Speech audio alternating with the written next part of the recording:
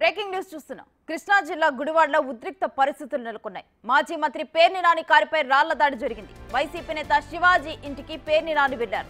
అయితే తమ పార్టీ అధినేత ఉప ముఖ్యమంత్రి పవన్ కళ్యాణ్ పై పేర్ని నాని అనుచిత వ్యాఖ్యలు చేసినందుకు క్షమాపణ చెప్పాలంటూ జనసేన సైనికులు డిమాండ్ చేశారు.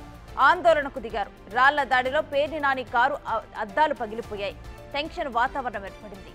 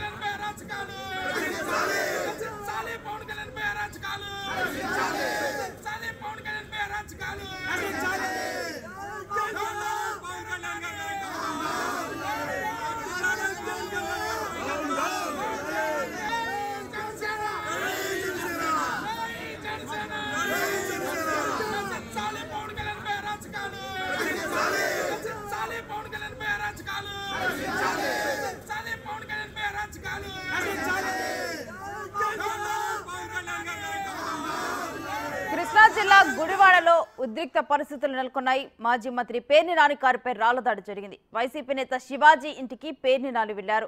ఇక తమ పార్టీ అధినేత ఉప ముఖ్యమంత్రి పవన్ కళ్యాణ్ పై పేర్ని నాని అనుచిత వ్యాఖ్యలు చేసినందుకు క్షమాపణ చెప్పాలంటూ కూడా జన సైనికులు డిమాండ్ చేశారు. ఆందోళనకు దిగారు. రాళ్ల దాడితో పేర్ని నాని కారు అద్దం పగిలింది. టెన్షన్ వాతావరణం ఏర్పడింది.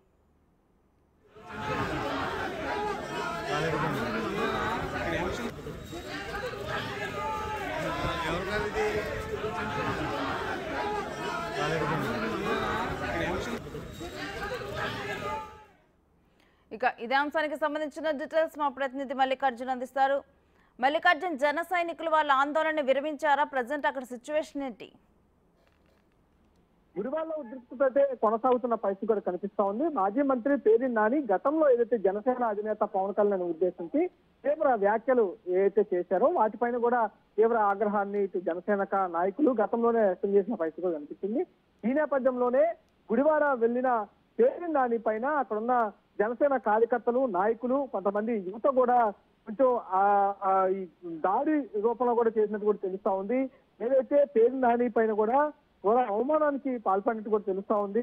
కోడిగుడ్డులతో కూడా అక్కడున్న యువత గాని అక్కడున్న జనసేన నేతలు కూడా దాడి చేసినట్టు కూడా తెలుస్తున్న పరిస్థితి కూడా కనిపిస్తా ఉంది. పోలీసులు కలగజేసుకుని చెప్పే ప్రయత్నం అయితే చేస్తున్న పరిస్థితి కూడా కనిపిస్తా ఉంది. పవన్ కళ్యాణ్ ఏదైతే గతంలో చేసిన అనుచిత వ్యాఖ్యలు ఏవైతే ఉన్నాయో వాటన్నిటిపైన ఇప్పుడు క్షమాపణ చెప్పాలంటూ కూడా వాళ్ళ డిమాండ్ అయితే కొనసాగుతుంది. అక్కడే రోడ్డుపై బేటాయించి మరీ ఆందోళన అయితే వాళ్ళు కొనసాగిస్తున్న పరిస్థితి కూడా కనిపిస్తా ఉంది. ఆ క్షమాపణ చెప్పే వరకు తమ ఆందోళన విరమణమంటూ ఎక్కడైతే పేర్ని నాని వెళ్లి గుడివాడలో ఉన్న వైసీపీ నేత కోట శివాజీ ఇంట్లో ఉన్నారో ఆ ఇంటి వద్ద అయితే ఆందోళన అయితే ప్రస్తుతం కొనసాగిస్తున్న పరిస్థితి అయితే కనిపిస్తా ఉంది. ఆందోళన అయితే మేము విరమింపజేయ కంపల్సరిగా పవన్ కళ్యాణ్ క్షమాపణ చెబితేనే ఈ ఆందోళన అనేది విరమింపజేస్తామంటూ కూడా వాళ్ళు అయితే చెబుతున్న పరిస్థితి అయితే అక్కడ స్థానికంగా కనిపిస్తా ఉంది. Right, thank you Mallikarjun.